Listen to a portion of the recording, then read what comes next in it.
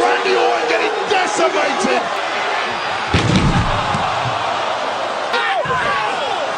Wade joining the neck of Solo Sikoa. Acknowledge these men.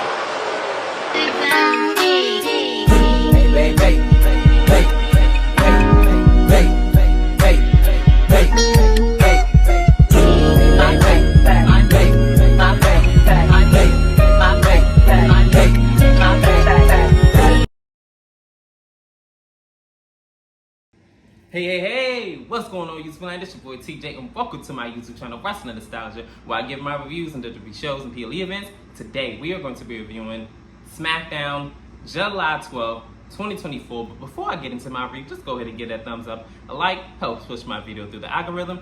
And without further ado, let's go ahead and review SmackDown. So, we open up SmackDown with Miss Money in the Bank, Tiffany Stratton. Yes, she comes out, and as we all know, she won last Saturday the Miss Money in the Bank ladder match. So now she can cash in her Money in the Bank contract whenever she wants and whenever she feels like. She also said that she's gonna custom make the championship on WWE.com. We're gonna see if that ever comes to fruition, but when I seen the briefcase in the segment, I was like, is it in the works or something? Like, what's going on here? So she comes out, she says, as everybody know, I won the Money in the Bank ladder match, and it became officially Miss Tiffy time. Even though Trish Stratus was the host, I still was the true star. So we don't have Trish Stratus here tonight, so she can't ruin my moment. But just to let you know, Roxanne, Liv, Bayley, yeah, you guys' championship reigns are on notice. So I was like, oh, okay. So this is when Bayley comes out and she says, look, I just wanted to come out here because I got a piece of advice for you, because as everybody know, back in 2019, I won the Miss Money in the Bank. So Bayley gets interrupted before she even gets that far into it. Tiffany Stratton says, I don't understand what you're doing out here. She said, that's because I won the Money in the Bank. I wanted to give you a piece of advice that I won it already back in 2019, but I'm pretty sure you didn't know what WWE was back in 2019. She said, Tiffany said, yeah, was it 2019 like a bazillion years ago? I was like, not a bazillion, girl. Yo, her Ditsy Blonde character definitely works for her. So Bayley says that I just wanted to come out here and tell you also that if you plan on cashing in on me, yeah, just prepare to be the first ever failed cash-in WWE history. So this is when Nia Jax comes out and she says, oh, Bayley, what are you doing out here handing out empty threats? So the fans boo her, and she said, that's no way to treat a queen.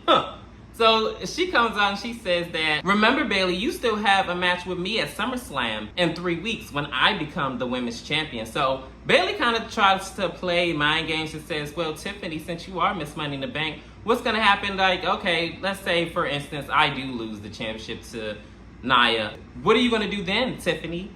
So this is when Nia Jax says, okay, I see what you're trying to do, trying to play divide and conquer, and I'm fully aware of that. You're not the same Bayley that I injured before SummerSlam back in 2017. Because also I remember Bayley, her rebuttal to Nia Jax was, oh, well, I'm not the same Bayley from yesteryear or whatever. I'm the Grand Slam champion and I'm currently your women's champion. So that's why she said that, oh, well, I know that you're not the same Bayley that I had injured years ago. Me and Tiffany have no issues. She's my personal little Barbie doll, but at SummerSlam, you're gonna be my victim, and I'm gonna victimize you. So she pokes her. They wind up almost getting into a scuffle until Tiffany Stratton stops her from punching her square in the face. She winds up punching Tiffany Stratton instead and throw blows with her. And then this is when, from behind, Nia Jax winds up beating up on Bayley, choking her up on the ropes. And then Tiffany Stratton is talking trash. This is when Nia Jax opponent tonight comes out, which is Michin, and she winds up hitting her with a kendo stick and shoos her out of the ring. And this is right before their matchup, and this is where the segment ends. I'll tell you one thing, Michin is not playing around with Nia Jax, and we're gonna see what she's gonna bring in her match coming up next. In this next segment, it is Chelsea Green, and Byron Saxton when I have a word with her, but she says, look, I have no answers to your questions. Did you not see what just happened to me this past Saturday? Like, They're calling me all sorts of names online, and I have no time for you. I'm trying to talk to Nick and have him answer me. So if you don't mind, get. So I guess he was in the middle of telling her that he's actually not here. So this is when Piper Niven pipes in and says, did you just hear the woman? She says that she doesn't want to have any type of interaction with you. She doesn't want to talk. Get now, get. So he winds up leaving, and we're gonna see if she ends up talking to Nick or not. And yeah, stay tuned. In our first matchup, it is Michin versus Nia Jax.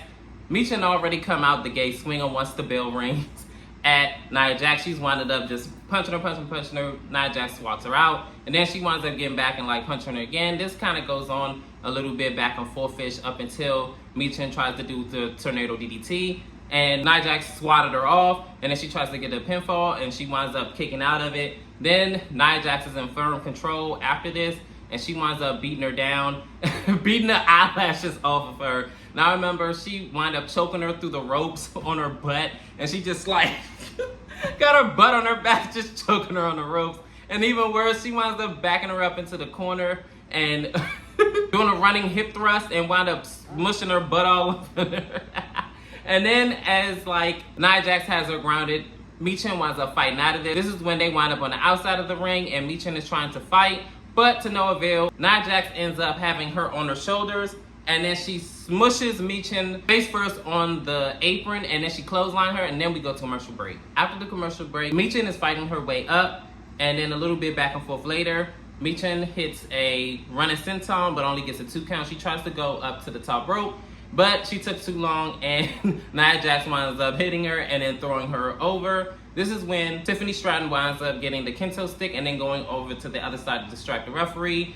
And the referee is saying to get down, and she's like, it's Tiffy time, it's Tiffy time. So Nia Jax gets the kendo stick while Bayley is busy with Tiffy and takes her off the apron and is beating her down and throws her into the barricade. Michin winds up drop kicking her, hitting her with a tornado DDT, gets a 2 count, a little bit moves back and forth later. Nia Jax ends up hitting a Samoan drop and then a annihilator on the second rope in 1, 2, 3. Nia Jax pins Michin. Woo! I tell you one thing, Michin was not going down without a fight, and she went out on her sword. After the match, it looks like Nia Jax is not done with Michin, but Bayley comes out for the save and winds up beating up on Nia Jax. Tiffany Stratton hits her with the Money in the Bank briefcase and lays her out. And then Nia Jax ends up squashing her in the corner. Tiffany Stratton winds up doing the spine buster. Nia Jax hits her with the leg drop, laying her out. So as Nia Jax is leaving the ring, and Tiffany all like, kept like patting her on the back, like, okay, hurry up and get out the ring. She looks like she's contemplating on doing a cash in. She scoots over to the referee and then looks like she's gonna cash it in. And then this is when Nia Jax is like, are you for real? I know you ain't about to do this, right? So she's like, oh no, look, let's go. No, I'm just playing. Like, no, I wasn't gonna cash in. Come on, let's leave, friend. So they leave the ring, and then she's all raising her hand like, come on, let's go. Like, she all looking at her like, bitch, you better stop playing so damn much. So she doesn't cash in, and that ends that segment. I don't know what Tiffany Stratton was thinking, but we're gonna see what's gonna happen in the development between their friendship and everything like that. And yeah, Tiffany Stratton winning this Money in the Bank briefcase was definitely a conflict of interest. Definitely with her friendship with Nia Jax and her having a women's championship match at SummerSlam with Bayley. Nia does. What's gonna happen? So we're just have to wait and see until SummerSlam. In this next segment, it is Andrade, and he's being interviewed by Byron Saxton. He asks him what's next for Andrade. Andrade says that WWE was always my destiny, and this is when he is interrupted by Carmelo Hayes. Carmelo Hayes says, I don't understand why you're interviewing this guy when the real MVP was me. So he says the MVP was not Andrade. So Andrade says, no, I didn't say that I was the MVP. The people have said it. The people have spoken. Carmelo Hayes says, and also the people are saying that you screwed me out of Money in the Bank aspirations. But you know what? I should be treated way better around here. I was one of the first round draft picks. I went one-on-one with the WWE champion Cody Rhodes the first night. Let's talk about it. So Andrade stops Carmelo Hayes and he says, what was the question again? And Byron Saxton says, what's next for Andrade? Him. I was like... And Carmelo Hayes gets up as if he is the baby daddy to ex-stripper that he did not want to father a child for. So the way he just got up like... I was like, what? So I guess we're gonna see Carmelo versus Andrade next week, I'm guessing, or sometime in the near future. Maybe even at SummerSlam. Like, I would love to see that on a big stage, honestly. So we're just gonna have to wait and see what's gonna happen and what's gonna be the build-up between these two. In this next matchup, it is Apollo Crews and Baron Corbin versus Legado del Fantasma. I don't know if I said that name right, but I do not speak Spanish. So Baron Corbin winds up diving out on their opponents, and he winds up beating them up outside the ring. Then he gets them in the ring, and then he gets in the ring. And this is where the match finally officially begins. He winds up clotheslining off at the top rope onto his opponent and getting a 2 count. He winds up tagging in his partner, Apollo Crews. And then from here, they wind up playing keep away with their opponent's tag team partner, and they are in firm control of this match with a little back and forth with their opponent. But so far, Baron Corbin and Apollo Crews are in control. And this goes on up until the commercial break, where Apollo Crews wind up hurling Baron Corbin out of the ring, and he landed on their opponents, and this is where the commercial break ensues. After the commercial break, Legado del Fantasma are in firm control of Baron Corbin, but I'm gonna skip on into the end of the match. So after Baron Corbin winds up tagging Apollo Crews, he winds up running wild and getting the advantage and, you know, hitting his big moves and laying everybody out. So he winds up knocking down Alberto outside of the ring into the timekeeper's area, and as the referee is distracted and it looks like Apollo Crews was about to go ahead and close this match out, he winds up getting super kneed from Santos Escobar, and he winds up getting hit with the wing clipper by Angel Garza in 1, 2, 3. Legado del Fantasma won this match thanks to Elektra and Santos Escobar. So this was a big victory, and we're gonna see what's gonna happen between Legado del Fantasma, Baron Corbin, and Apollo Crews. If this is gonna be it, that's the end of their feud, or they're gonna continue this up until SummerSlam, or what's gonna happen there. So we just gonna have to wait and see. In this next segment, it is Chelsea Green, and she's still waiting outside of Nick's office, and Pretty Deadly tries to go in, and she smacks his hand as if that was her child, and he wanted some candy, and she's just like, didn't I tell you don't pick it up? So then he says, well, excuse me, my pretty lady. I just wanted to go and get the approval of Nick for the budget for the Pretty Deadly, the musical. And I'm all like, musical? What?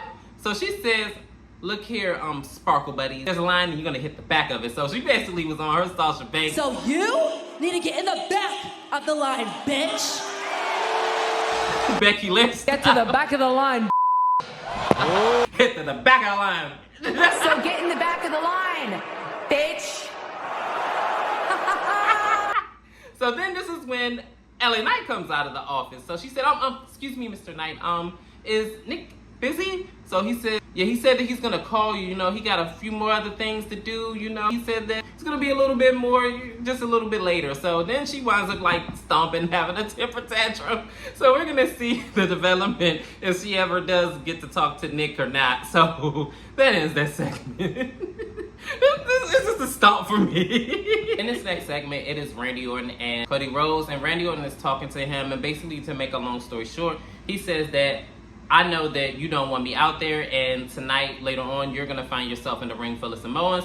I'm just letting you know that if it goes left, I'm coming out there, and when everything is said and done and you have the whole bloodline thing behind you, just know you have a locker room full of men that's after the WWE Championship, and I'm going to have your back then too.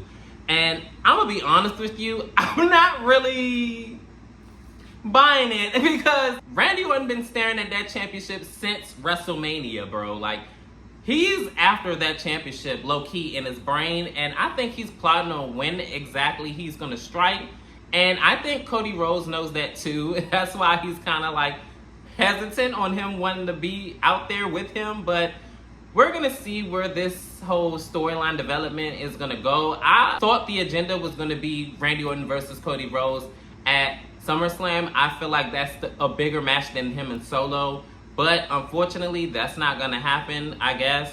But I believe that probably at Backlash will be the time when they pull the trigger on Randy Orton versus Cody Rhodes. I feel like they're just doing a slow burn to it, which is cool with me. And I'm here for it if it's going to be Randy Orton versus Cody Rhodes in a Hell in a Cell match, maybe. I mean, anything can happen in WWE, right? In this next segment, it is LA Knight, and he comes out and he says, look, I'm not going to go ahead and make any excuses. I did not win Money in the Bank. I'm the walking embodiment of Money in the Bank, and it is what it is.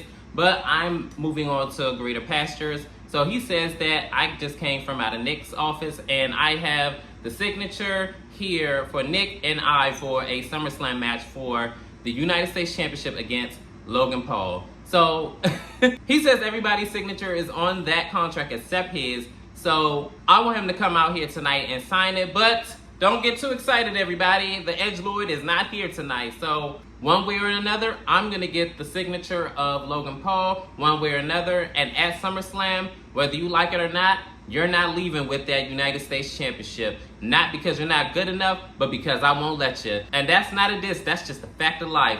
So when SummerSlam comes around, everybody going to be saying, LA Knight, yeah. So we're going to see what's going to happen. And if Logan Paul gives a whole lot of pushback, as he always does, we know this. Or will he just go ahead and sign away and we're going to see LA Knight versus Logan Paul, which is in Logan Paul's hometown of Cleveland, Ohio, and, you know, put on a barn burner of a match. Well, let's, you know, enjoy the ride and see what's going to happen. In our next matchup, it is Naomi versus Blair Davenport.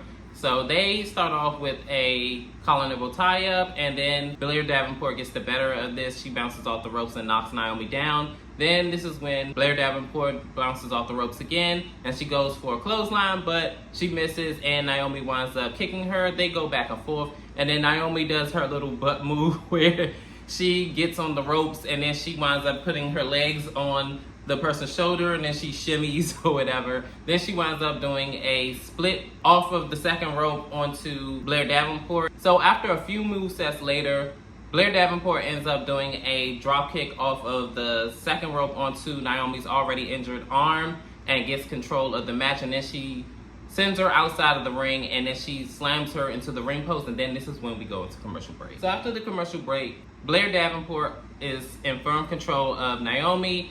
A couple of movesets back and forth later, Naomi looks like she's going for the split-legged moonsault. She winds up getting caught on the ropes by Blair, and she winds up doing a stomp. A couple of movesets back and forth later, Blair Davenport ends up in a roll-up. She winds up kicking out of it, and she is jaw-jacking with the referee, telling us 2-2. And I'm like, girl. Get back into the match.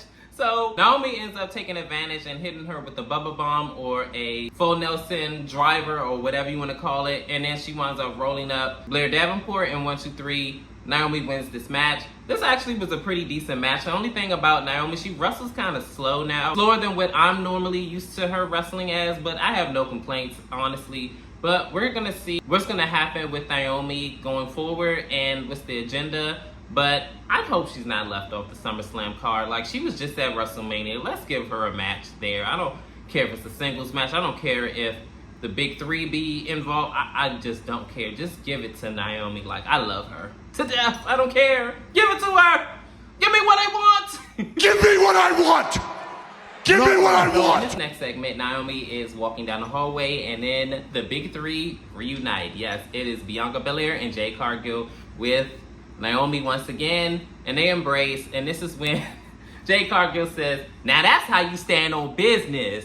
So Naomi says that, yeah, you know, I had to teach Miss Blair Davenport a lesson. So this is when Bianca Belair says, indeed. Naomi says that, now I can't wait till y'all get y'all women's tag team titles back. So this is when Jade Cargill says, you know, that's top priority. And then Bianca Belair says that we was trying to talk to Nick Atlas, but he ain't even in his office today. And I'm all like, so they did all that standing for a better half of the hour at the beginning of the show just for him not to be in. Girl. So, in the background, I noticed Pretty Deadly leave, like, they're gone. And Chelsea Green and Piper Niven go in the office, I guess, to check for themselves. And as they're continuing their conversation, Bianca Belair says, you go ahead and enjoy your dub. You did your thing out there, and we'll see you later and we love you. Naomi says, I love you too, girl. And then they just, hey, bye, and do a whole thing. As Chelsea Green and Piper Niven get out of the office, Chelsea Green says, he's not here. So, Naomi said, don't jerk that neck too hard. Yo. But before that, I meant to say this too. Naomi runs into Blair Davenport, and Blair Davenport says, look, I don't want to cause any trouble here. The better person won. Maybe I'll just have better luck next time. And you should have known when she reached out for that left hand that something was up with that. I was like, girl, you know that's the arm that's messed up of Naomi. You want to reach out for the left hand to handshake her? Girl, bye. So after their interaction with Naomi and Piper Niven and Chelsea Green, and she said what she said, this is when Blair Davenport, wound up attacking Naomi and laying her out, and she just walks off. I was like, God damn, like Naomi didn't see it coming, and we're gonna see if this rivalry heads into SummerSlam. But this is definitely not over. I can tell you that right now.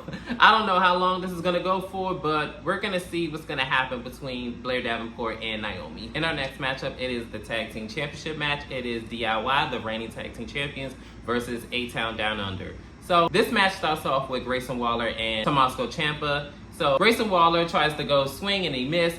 Then Ciampa chops him and then he bounces him off the rope.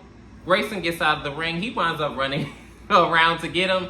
Grayson Waller gets it back in the ring, and then both tag teams are in the ring at the same time, and they have a standoff. Then DIY winds up getting the better of the standoff, and they wind up sending both members of their opponents out of the ring. Johnny Gargano winds up trying to dive out onto A-Town Down Under, but Austin Theory winds up warding him off and hitting face first onto the outside of the ring. Grayson Waller ends up doing a tornado DDT outside of the ring, laying him out, and then this is when we go into commercial break. So after the commercial break, Tommaso Ciampa is getting beat down, and A-Town Down Under has full control of this match up until Ciampa finally tags in Johnny Gargano. He runs wild, and they have a little bit back and forth later. A-Town Down Under kind of had like a miscommunication because twice in this match, Grayson Waller ends up hitting Austin Theory and knocking him out twice out of this match. DIY end up hitting a Shatter Machine and then Meet Me in the Middle, and then 1, 2, 3, they retain their tag team gold. And then another thing I meant to add to that match, it looked like Grayson Waller can give two craps that he knocked out his tag team partner. He just looked like, you shouldn't have been in my way. I don't know what's going to happen with this tag team, but it looks like they have seen their peak and it's gone. They are separating very soon. But after the match, Jacob Fatu winds up attacking while Austin and Grayson Waller are at odds with each other, jaw-jacking. And Grayson Waller out of nowhere just runs, and then Jacob Fatu winds up beating down Austin Theory. Well, he clotheslined him, and then he gets in the ring. He winds up giving the tag team champions a bunch of Samoan drop kicks and everything like that. Tommaso Ciampa tries to fight him off and DDTs him, but he got right back up almost immediately, and that doesn't work. So he winds up laying him out and give him a Samoan drop as well. And then like he wind up doing like a version of Jeff Hardy's springboard moonsault. I'm like, what in the world? And then he wound up doing another one with Tommaso Ciampa or Johnny Gargano or whatever order that went in. But he lays them out. In this next segment, it is the Bloodline. And they came out and Solo Sikoa is on the mic. He tells the audience to acknowledge him. And of course they don't. Like, you're not Roman. Like, it's not going to work for you, sir. So they boo him. And then he says that, oh, you want me to remind you what happens to people that don't acknowledge me? Yeah, my own flesh and blood. My brother didn't acknowledge me. He not here. And I'm like, don't be talking about Naomi's husband like that. And then he says that Paul Heyman, he didn't want to acknowledge me. He ain't here either. And guess what? Tonight, if Cody Rhodes doesn't acknowledge me, then this is when Cody Rhodes comes out. So Cody Rhodes comes out and confronts Solo Sikoa. And I'm going to just go ahead and wrap it up in a nutshell. He says that it's all but confirmed. It's going to be me and you at SummerSlam for the Undisputed Championship. So Cody Rhodes says that, but if I really had it my way, it'd be me and you tonight. So he, drops down his championship, and it looks like he wants to, have a fight with all the Bloodline members, because of course it ain't going to be just him and Solo. So he gets the best of them in the beginning, but you know how this thing goes. They wind up taking control and beating down on Cody Rhodes. And this is when Randy Orton comes out. And for a minute, Randy Orton is laying waste outside of the ring of the Bloodline members up until he gets in the ring with Solo Sikoa. He DDTs him, and then he checks on Cody Rhodes to see if he's okay. He winds up finally getting the best of by Jacob Fatu, and he lays him out. And they wind up beating him up outside the ring. They get steel steps and then beating him. And they're beating Cody Rhodes. And they're headbutting him while they're tying him up into the rope. So that way they can see the destruction of Randy Orton, where he gets super kicked and beat up and everything in between. Then he winds up getting put through the announcer's table, laying him out to end the night. Woo! I tell you one thing. SmackDown really been cooking a lot lately, and I'm here for it. They really have done like a really good job of this Bloodline story and revitalizing it. And I'm telling you one thing, they are the new and improved Bloodline, if you ask me. But comment down below, how did you feel about SmackDown? Did you like it? Did you love it? Could it have been better? It was horrible? Leave it in the comments. And as always, please like, share, and subscribe and help me build my channel. It is greatly appreciated. And as always, peace. TJ, I'm out. Taking it on.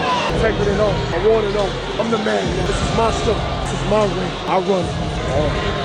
Yeah! Hell! Come on! You're so pretty, baby,